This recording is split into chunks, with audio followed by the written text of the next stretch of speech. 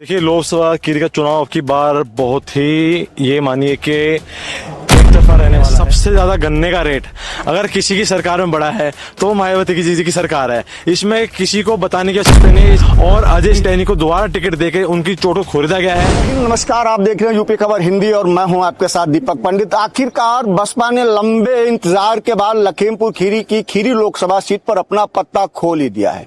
आज बसपा से एमएलसी जो रहे हैं भीमराव अंबेडकर जी वो लखीमपुर पहुंचे और उन्होंने लोकसभा खीरी पर प्रत्याशी को घोषणा कर दी कि अंशय कालरा उर्फ रॉकी भाई यहां से खीरी के प्रत्याशी होंगे।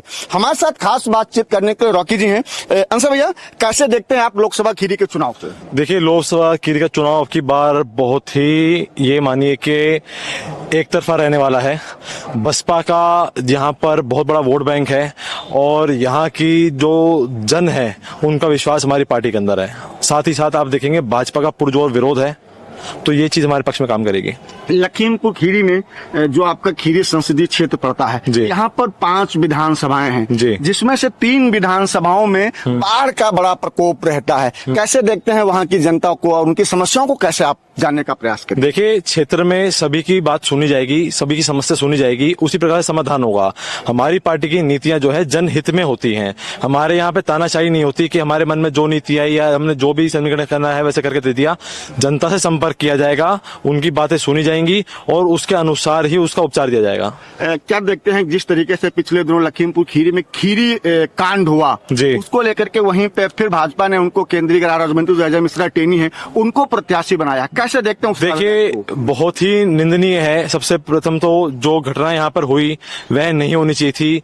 यह अहंकार के लक्षण है, यह लक्षण तानाशाही के हैं, यह आप हिटलर शाही कह सकते हैं इसको। ये मानसिकता को दर्शाती है, ये भाजपा की मानसिकता को दर्शाती है। उनकी पार्टी की, उनके कार्यकर्ताओं की क्या सोच है, जनता के प्रति क्या उनका भाव है, यह इससे दर्पण उनको आपको दिखाई देता है। मूलभूत क्या कुछ वो आपके उद्देश्य रहेंगे, आपकी मैनिफेस्टो क्या रहेगा जनता के बीच जाने? देखिए, सर्वप्रथम तो हमारा मैनिफेस्टो हमारी पार्टी का यही रहेगा कि हम रोजगार, जिससे जनता सबसे ज्यादा त्रस्त है, आबादी त्रस्त है, वो रोजगार है। आप देखेंगे भारत की 67% आबादी युवा है आज की डेट में। जो सेंसस आपने रिसेंटली देखा है, हमने एक छोटा सर्वे भी कराया था, 67% लोग यहाँ पर युवा हैं जो कि आपके 18 से लेकर 37 साल के वर्ष के बीच में आते हैं। तो मुझे नहीं लगता कि रोजगार से बेहतर उनके लिए कोई उनको आवश्यकता होगी। इस समय लोग पढ़ लिख के अपनी ग्रेजुएशन कंप्लीट करके, पढ़ाई करके, उस पे स्टूडेंट लोन लेके अपनी पढ़ाई कर रहे हैं, उसके बाद उनको 10-10 हजार रुपए की नौकरी भी नहीं मिल रही। तो ये विफलता हमारी सरकार की है। किसानों का एक बड़ी समस्या है कि आपके क्षेत्र में 3 बजाज की चीनी मिलें रहती हैं, सालों हो जाते हैं उनका पेमेंट नहीं होता। अगर आप सांसद बन के आते हैं तो क्या कुछ मुद्दे रहेंगे वो? देखिए, मुझे बताने की इसकी आवश्यकता नहीं है। सबसे ज्यादा गन्ने का रेट अगर किसी की सरकार में बढ़ा है तो मायावती जी की सरकार है। इसमें किसी को बताने की आवश्यकता नहीं है, इसकी हमारे को ऐड करने की आवश्यकता नहीं है। जनता इसको भली भांति जानती है।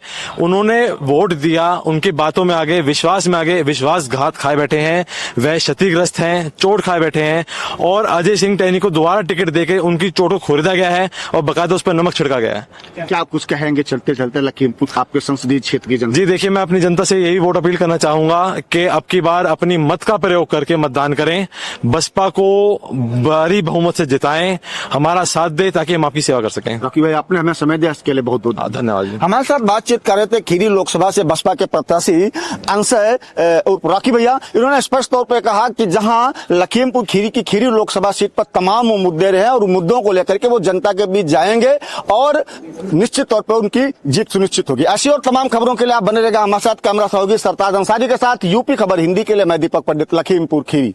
आज ही पधारिए सौभाग्य ज्वेल्स, क्योंकि सौभाग्य देता है आपके पुराने सोने की सबसे बेहतरीन वैल्यू।